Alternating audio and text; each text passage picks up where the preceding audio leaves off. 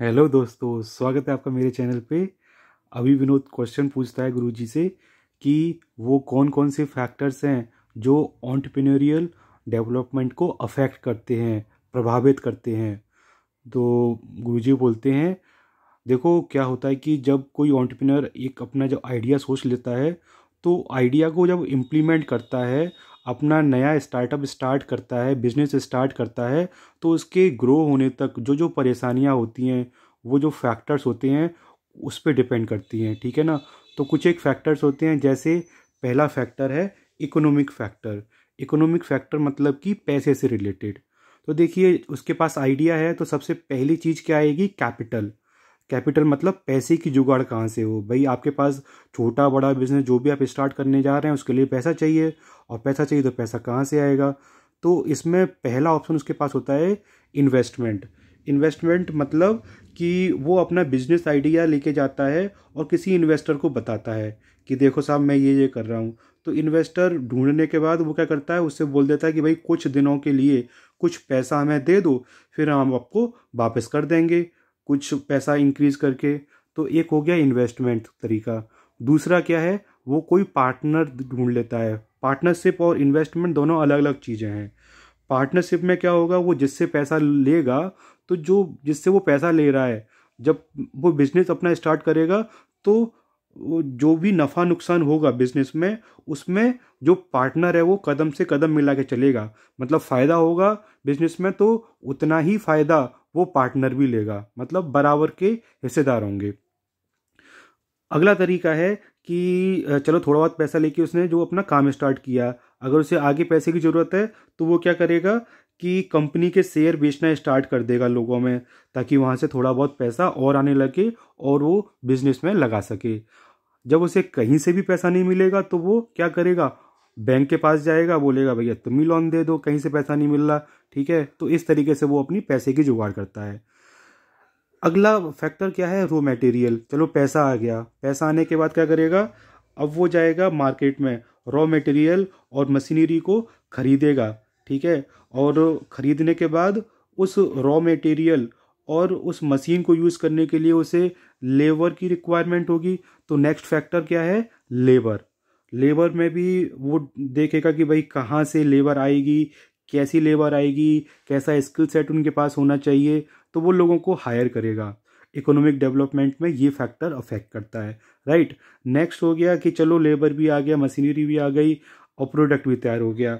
अब उस प्रोडक्ट को जो बनाया है उसको वो कौन से मार्केट में बेचे, कौन उसे खरीदेगा, तो ये सारी चीज़ें भी अफेक्ट करती हैं, मार्केट अफेक्ट करता है। ठीक है। अब चलो किसी भी तरीके से उसने बना के बेचना भी स्टार्ट कर दिया, और उसे नेक्स्ट प्रॉब्लम क्या आ सकती है, नेक्स्ट फैक्टर क्या हो सकता है कि वो जो प्रोडक्ट बना रहा है या सर्विस जो प्रोवाइड कर रहा है वो किस तरीके से बन रही है। ठीक है ना, वो गवर्नमेंट पॉलिसीज़ को फॉलो कर रही है या नहीं, कोई ऐसा तो नहीं उसमें कोई इलीगल चीज़ हो रही हो जिसमें कि वो बाद में परेशानी में आ सकता है। तो ये कुछ इकोनॉमिक फैक्टर्स हो गए। नेक्स्ट है सोशल फैक्टर। तो सोशल फैक्टर में एंटरप्रेन्योर को ये देखना होता है कि भाई यहाँ के लोग कैसे हैं, यहाँ किस तरीके की कल्चर को ये फॉलो करते हैं। इसमें भी कई तरीके के फैक्टर्स हो सकते हैं सोशल स्टडी में। जैसे पहला हो गया कल्चर वैल्यू। कल्चर वैल्यू मतलब कि वो कौन से कल्चर को फॉलो कर रहे हैं, कौन से भगवान को मानते हैं, उस पर बिलीव करते हैं। ठीक है। नेक्स्ट हो गया ड्रेसिंग सेंस, कि जो लोग हैं यहाँ के वो किस तरीके के ड्रेसिंग सेंस को फॉलो करते हैं। मीन्स कि जो जेंट्स हैं वो जीन्स पहनते हैं या कुर्ता पहनते हैं, लेडीज़ हैं वो साड़ी पहनती हैं, सूट पहनती हैं या जीन्स पहनती हैं। ठीक है, तो ये सब चीज़ों पे भी डिपेंड करता है। नेक्स्ट है टेस्ट, मतलब कि वो किस तरीके के प्रोडक्ट को यूज़ करना पसंद करते हैं। ठीक। अब इसके बाद नेक्स्ट फैक्टर आता है कास्ट सिस्टम। कास्ट सिस्टम में वो वहाँ के लोगों को जज करता है कि भाई वहाँ के लोग कैसे हैं, कोई ऊंच नीच पर बिलीव करते हैं या नहीं, कैसी सोच है उनकी, किसी भगवान को मानते हैं या नहीं मानते। ठीक है, मिलजुल के रहते हैं या कोई एक पर्टिकुलर कास्ट ही उस जगह रहती है। तो कास्ट सिस्टम भी अफेक्ट करता है। नेक्स्ट है एजुकेशन। बिजनेस में ये भी मैटर करता है कि भाई वहाँ के लोग कैसे हैं, वो लिटरेट हैं या इलिटरेट हैं, पढ़े लिखे हैं या गंवार हैं, ठीक है। क्योंकि जो इलिटरेट पर्सन्स होते हैं उनको आइडिया या टेक्नोलॉजी समझाना थोड़ा सा टफ होता है, ठीक है, इजीली वो कन्विंस नहीं हो पाते, ठीक है। तो ये भी एक फैक्टर है बड़ा। इसके बाद एटीट्यूड ऑफ सोसाइटी, वहाँ के लोगों जो हैं वो नए स्टार्टअप में बिलीव करते हैं या नहीं करते, ठीक है। और जैसे अगर कोई नई दुकान खोल ले तो कुछ लोग होते हैं ना, उन उसको परेशान करने लगते हैं कि, और बाकी लोगों को भड़काने लगते हैं कि भाई यहाँ से कोई भी आइटम परचेज ना करो, ठीक है ना। और वो चाहते हैं कि भाई कैसे भी करके ये भाग जाए। तो एटीट्यूड ऑफ सोसाइटी पे भी बिजनेस का मॉडल जो है या एंटरप्रेन्योरियल डेवलपमेंट डिपेंड करता है, ठीक है।